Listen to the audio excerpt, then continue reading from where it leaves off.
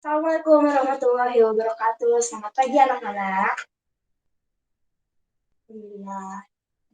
Kita hari pertama memasuki pelajaran di semester ganjil ya hari ini. Nah, sebelum mulai pembelajaran, alangkah baiknya kita membaca doa terlebih dahulu. Membaca doa dipersilahkan. Membaca doa dicukupkan. Oke. Alhamdulillah ya kita udah berdoa. Semoga materi pembelajaran hari ini bisa ada manfaatnya gitu buat ke depannya. Oke, sebelumnya perkenalkan ya, nama Ibu di sini Emilia Kriwati Asari. Nah, kalian bisa panggil Ibu Eka. Nah, hmm, Ibu bakal mengajar kalian tentang dasar kan desain grafis percetakan. Oke, nah sebelumnya di sini ada yang hadir nggak? Oke, hadir semua ya, mantap. Karena hari pertama otomatis semuanya bakal hadir gitu ya. Liburannya kemarin pasti enak lah, lama 2 minggu gitu kan. Oke. Kita lanjut mungkin ke materi yang awal, nggak akan berat-berat kok. Kita pengenalan dulu apa itu tentang dasar desain grafis percetakan. Boleh dibantu share screen-nya?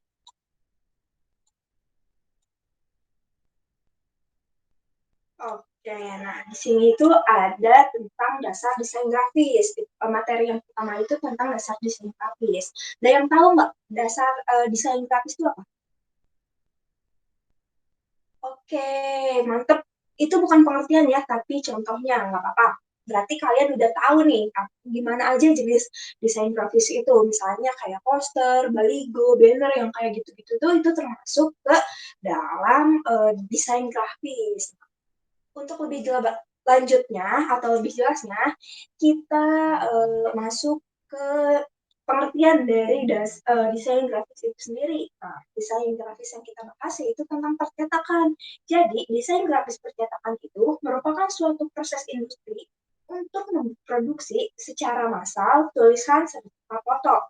Paling utama dengan tinta di atas kertas memakai suatu mesin cetak. Nah, biasanya itu kan poster itu ditempel di mading, terus baligo yang banner-banner itu tuh biasanya tuh memerlukan tinta, kertas, dan juga mesin cetak buat jadi seperti kayak gitu gitu, seperti kalian yang kalian ketahui. Nah, itu boleh lanjut. Oke, nah biasanya software yang digunain dalam desain grafis percetakan tuh ada tiga. Biasanya tuh ada Adobe Illustrator, CorelDRAW, sama ada Photoshop. Nah, ketiga ini tuh merupakan yang sering banget digunain di dalam desain grafis percetakan. Tuh, next. Nah, Ibu mau nih kalian mengamati dulu poster yang udah Ibu siapin. Kayak di sini tuh posternya tuh tentang musyawarah mahasiswa yang diadain di kampus Cibiru gitu. Ada unsur apa aja? Oke, bener ya.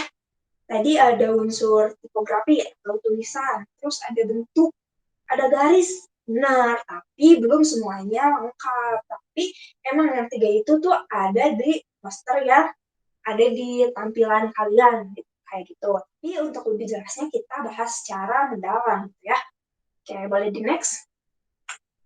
Nah, tadi kan disebutin ada unsur garis dulu ya. Jadi garis itu merupakan unsur yang paling sederhana yang ada di dalam desain grafis.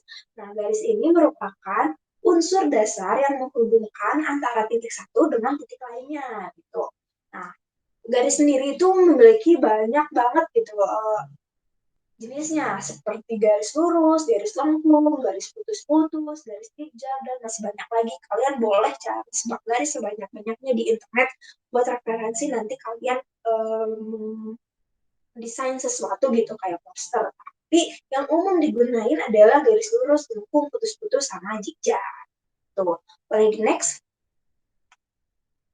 Oke, nah yang selanjutnya itu yang kedua ada bentuk. Unsur bentuk ini tuh merupakan segala sesuatu yang mempunyai lebar, tinggi, dan juga diameter atau disebutnya nanti bakal ada volumenya gitu.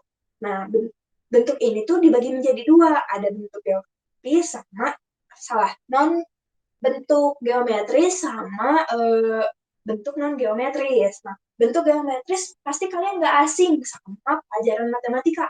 Nah, biasanya bentuk-bentuk geometris itu kayak segitiga, lingkaran, trapesium, kotak, persegi panjang, dan masih banyak lagi lah kalian pasti tahu gitu. Udah pasti hatam lah tentang bentuk-bentuk kayak gitu di matematika. Nah, terus yang kedua ada bentuk non-geometris. Bentuk non-geometris itu bentuk yang nggak beraturan. Misalnya gelas, ini kan nggak beraturan tuh bentuknya kayak gitu. Meskipun kelihatannya tabung, tapi kan tetap ada apa pegangannya kayak gitu. Nah, terus pohon, bunga, motor yang kayak gitu-gitu tuh merupakan bentuk non geometris. Tuh. Oke, boleh di next. Nah, yang selanjutnya yaitu yang ketiga ada tekstur. Nah, penggunaan tekstur itu biasanya tuh dipercaya untuk menambah pengalaman dari nilai yang lebih estetik. Tidak semua tekstur itu bersifat nyata, ada juga yang bersifat semu. Apa sih maksud dari semu itu? Nah, jadi tekstur yang bersifat semu itu ketika dilihat berbeda dengan ketika diraba. Nah, misalnya ya, kita tuh ada punya tembok nih, kelihatannya tuh kasar banget, tapi pas diraba mulus kayak gitu.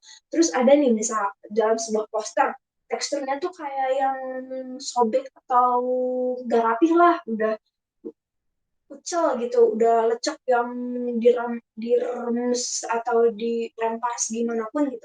Tapi pas diraba itu masih halus, nah kayak gitu itu tuh bukan tekstur semu kayak gitu. Oke, lanjut ke yang selanjutnya yaitu tentang unsur gelap terang. Dinamakan warna kontras ketika warna yang satu berlawanan dengan warna yang lainnya. Seringkali diwujudkan dalam bentuk gelap terang. Nah, contoh sederhana dari gelap terang itu kayak misalkan kita nyalain lampu, terus ada benda yang kena lampu. Nah, ini yang kena lampunya gelap, yang sebelah sini yang nggak kena lampunya itu salah. Di sini yang terangnya yang kena lampu, nah di sini yang kena nggak kena lampunya gelap, jadi disebutnya gelap terang gitu. Oke, boleh dilanjut. Nah, yang terakhir yang selanjutnya itu ada warna. Nah, warna ini udah pasti kalian tahu ya, ada Meiji Kuhibunio yang umumnya pelangi lah kayak gitu. Tapi warna ini tuh dipercaya sebagai unsur grafis yang menarik perhatian dan dapat mempengaruhi emosi seseorang. Kemudian juga dapat menampilkan identitas yang dengan menggambarkan citra perusahaan. Nah, warna yang biasanya kita kenal dalam desain grafis itu ada CMYK dan RGB. Tapi warna juga kan yang kita kenal ada warna primer, tersier, sekunder, kayak gitu. Kalian bisa pelajari nanti lebih dalam karena ini masih pengenalan. Jadi nanti kita bahas lebih lanjut.